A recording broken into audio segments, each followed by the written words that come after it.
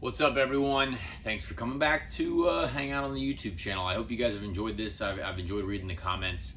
Long day today.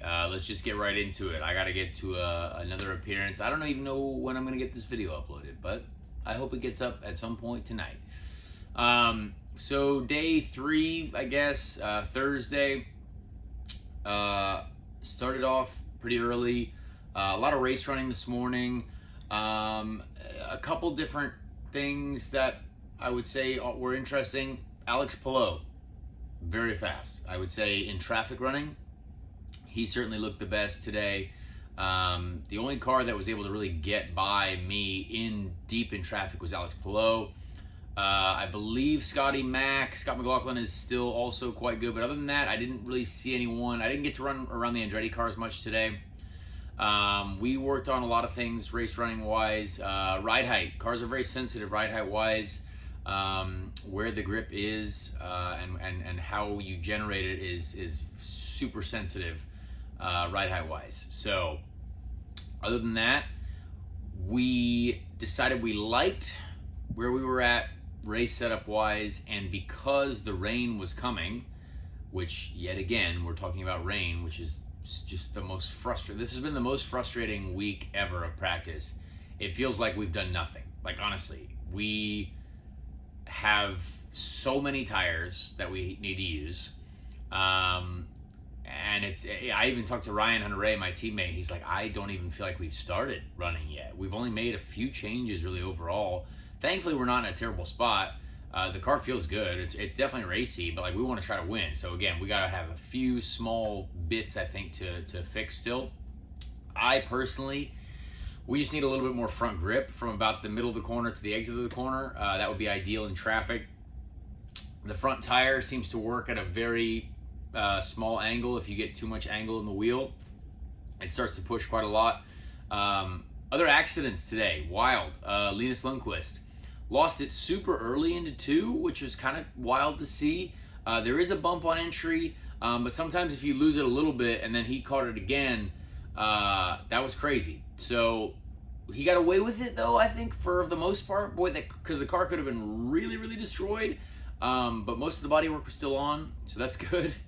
But then we saw Marcus Ericsson as well later have a big shunt. That looked really tough. And that was because of the curbing. The curbing in 1, 2, 3, 4, all the turns, has been there a long time, ever since I was in there. I crashed on that same curb in 2020, the 2020 Indy 500 with no one here.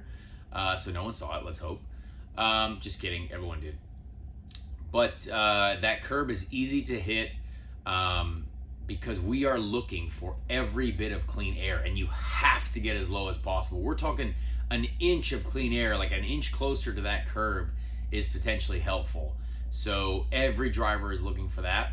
And man, that was tough to see. The Andretti guys are going to be definitely busting their butts to try to get that car ready for Fast Friday, and also then qualifying. Who knows what the speed looks like once the car has been shunted? Hard to really tell. Sometimes people think that the speed goes away a little bit, the body fit changes, but I'm sure those guys will be all right. And then finally, at the end of the day, we got to do our first trim qualifying run. We had to get one run in. We wanted to do it. Then it rained. Then it finally dried out a little bit with like 25 minutes to go. We kind of just basically, to trim out, you take all the pieces off the floor, the barge boards, the strakes. You put the rear wing angle back a little bit and just go for it. So you can tell immediately if cars are in qualifying trim because you just look at the floors. If they have nothing on the floor, then you know that they're going to run qual trim stuff. And honestly, very happy with the car as soon as we got out there. Pretty simple to drive. We were quite good no-toe wise, but there were cars pitting, so it won't count. You know, there were cars doing like little like cool down laps on the insides of the track, so that won't really count officially because they still cross the line, and like they're on the bottom of the track. I'm running by myself. And then we had a right front upright fail. So in the middle of turn 4, as I'm going through on our last lap, I'm turning, and then think of a bit of a collapse is happening, and I have to turn more, and then get to the exit.